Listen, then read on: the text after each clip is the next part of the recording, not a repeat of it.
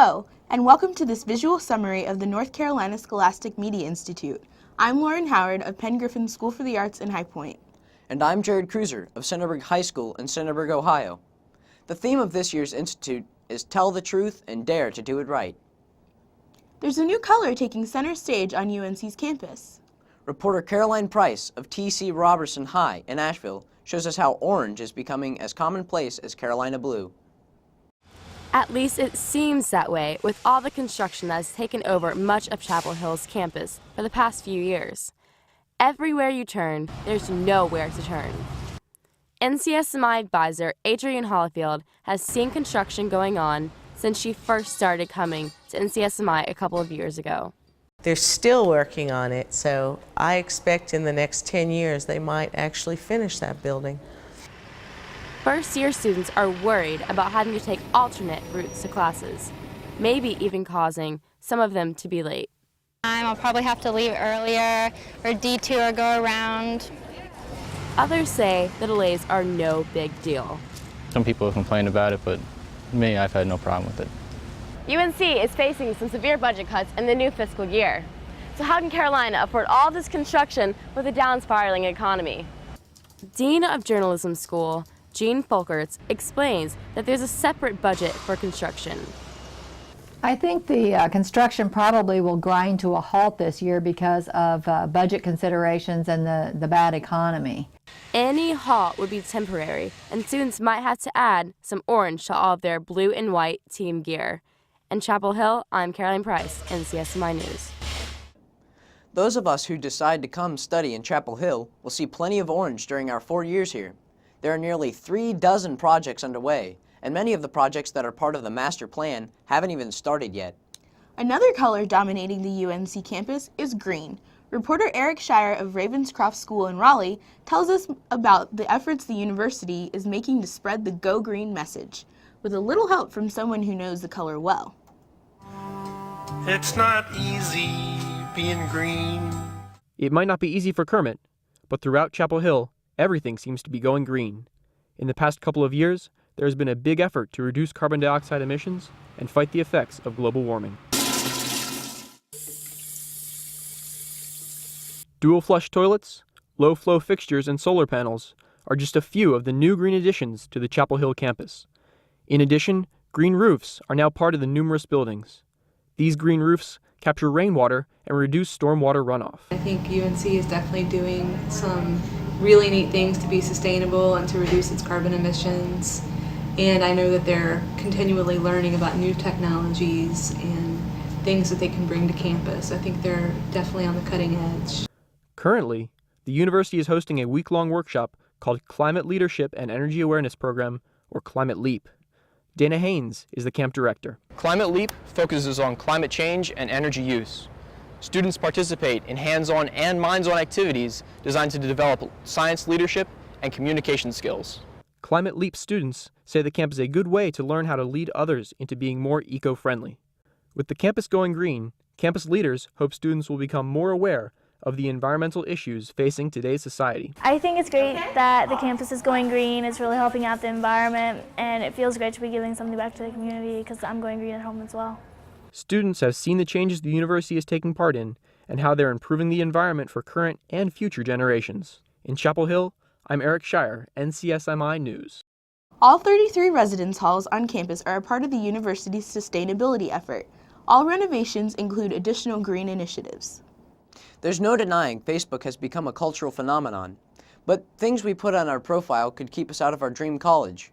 Joey Teal of Centerburg High in Centerburg, Ohio, tells us how to stay smart while surfing social websites. Familiar networking sites such as Facebook, MySpace, and Twitter are becoming more and more prominent in today's generation. Not only are these sites a medium of communication between friends, a blogging area for personal opinions, and places where students can express their interest, networking sites also play a role in the college application process. I think they definitely do. That's a really large issue, kind of see like who a person really is portrayed in their Facebook profile. So I think it's a very strategic move for colleges.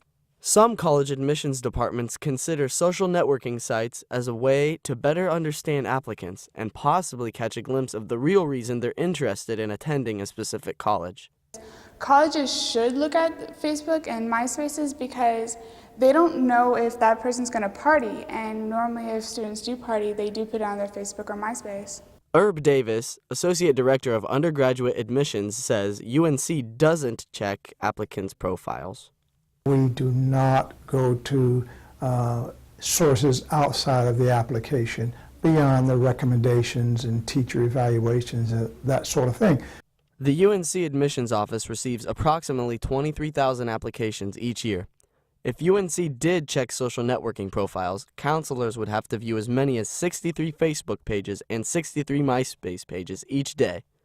Some other universities' admissions offices do check the social networking sites. Usually I won't post anything that's that negative. I wouldn't say G-rated, but PG-13 or what I put on my Facebook.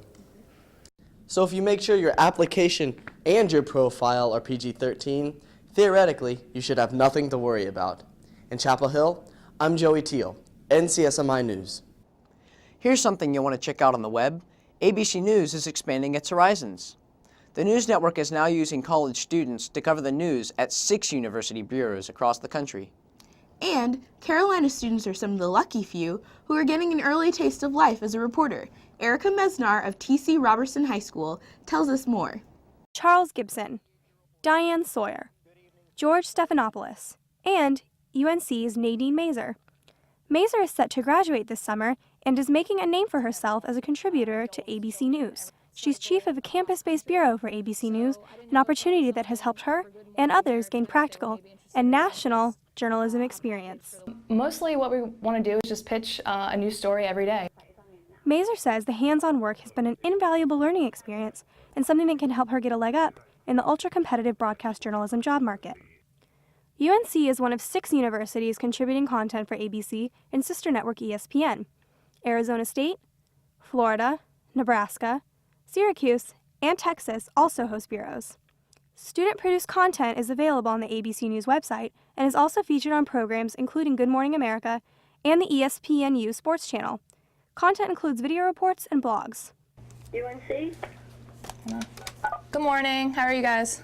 Mazer pitched several stories to her New York-based producers, including a feature about a unicyclist by classmate and colleague Chris Batters. We had pitched this about 2 weeks ago. We've been talking about it off and on. The unicycler, Gracie, she's getting ready to leave soon, and Chris Batters said that he could get access to her past footage that when she cycled across country. I'm generating story ideas for the conference calls to see if they'll like them or not.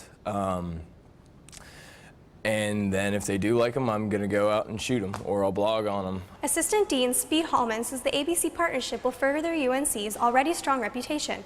He predicts the partnership will lead to even more awards and attract funds from donors. Here, so the ABC Bureau is something that they take pride in, and that pride ultimately helps influence our financial support. So the Bureau benefits the school in lots of ways. In Chapel Hill, I'm Erica Mesnard, NCSMI News. Even if you don't attend one of the 6 universities with bureaus, you still have a chance to report for ABC as a roving reporter. You can find out how at abcnewsoncampus.com. Public places in North Carolina are now virtually smoke-free. But the question is, should that apply to hookah bars? Some people say no. Reporter Julia Duke of Frisco High School in Frisco, Texas has that story. A popular hangout for students called Hookah Bliss is in danger of closing because of the new law. Hookah Bliss offers a relaxing atmosphere where people can come and smoke shisha and hang with their friends. The bill would ban smoking in businesses across the state. It includes an exception clause for cigar bars, but some people think lawmakers purposely decided not to protect hookah bars. I feel like it's kind of ridiculous. I feel like the lawmakers and legislators should have put in some kind of clause to protect hookah bars in the bill, and I'm really disappointed that they didn't. Some local customers appreciate the smoking ban's effect on restaurants, but don't approve of the control over small businesses designed for smokers. For this particular campus, it's great, but in terms of the way it affects small business, including the hookah bar, I just don't think it jives with what America's all about. It's going to make life better when I go to bars and restaurants, but finding out that it was going to affect the hookah bars, I was not pleased. The business has been open for 2 years without complaint. The smoking ban would close these doors and possibly further damage North Carolina's thriving tobacco industry. Hookah Bliss might be going up in smoke, but supporters will continue to fight for an exception until the bill takes effect on January 2nd. In Chapel Hill, I'm Julia Duke, NCSMI News. Should Hookah Bliss have to close, it will join a long list of businesses that didn't make it on Franklin Street, but it would be the first closing directly related to a specific law. Everyone knows about the dreaded freshman 15, but your first year in college doesn't have to equal rapid weight gain. Reporter Taffy Supab of T.C. Robertson High shows us some ways to battle the bulge. The first taste of college life can be exhilarating. New freedoms, new friends, and new foods. Cafeterias offer a plethora of choices. Pizzas and burgers beckon as quick food fixes for freshmen busy with new classes and a changing lifestyle. Dorm life includes Pop-Tarts and late-night pizza parties, as well as disrupted sleep schedules, all of which tend to pile on pounds. UNC Director of Food and Vending Services, Scott Myers, says the lifestyle changes college freshmen experience can significantly affect their eating habits. First of all, food is just a part of the choices you have to make. There's other things about being a freshman in college, in particular, working out a routine that you can be healthy with. Graduate student Christina Bobo says with the combination of more time studying and more food choices, she gained 10 to 12 pounds her freshman year. Sometimes for most people for the first time, and a lot of times this easiest and cheapest and most attractive is usually not the healthiest stuff. Incoming freshman Mohsin Ali says gaining the freshman 15 will be a definite danger for him this fall. Almost everyone gets it, so I'm sort of worried, but I mean, I've already gained a lot of weight this year as a senior in high school because of senioritis. Research indicates that the freshman 15 is actually a misnomer. A federally funded study at a private school in the Northeast found that only 6% of students actually gain the freshman 15 or more. Fitness director Lauren Mangley says college life can disrupt exercise habits even for students who are high school athletes. There was a set time that they went to practice and worked out, and when they get to campus they have a lot more flexibility and have to learn to manage their times. Mangley adds that students often don't find out about exercise options available on campus until their sophomore or junior year. Those who do stay in shape take advantage of the opportunity to work out in one of the 2 fitness centers on campus. Fitness experts say it's important to establish regular exercise habits because of all the extra time students spend sitting in the library, sitting in front of the computer, and sitting in class. But with the right food choices and regular exercise, you can fight the freshman 15. In Chapel Hill, I'm Taffy Supop, NCSMI News. How many pounds do you expect to gain your freshman year? I plan to gain 35 pounds of muscle. Good luck with that. That hurts. And that does it for this edition of NCSMI News. Thanks for watching. Safe travels back home and go Heels!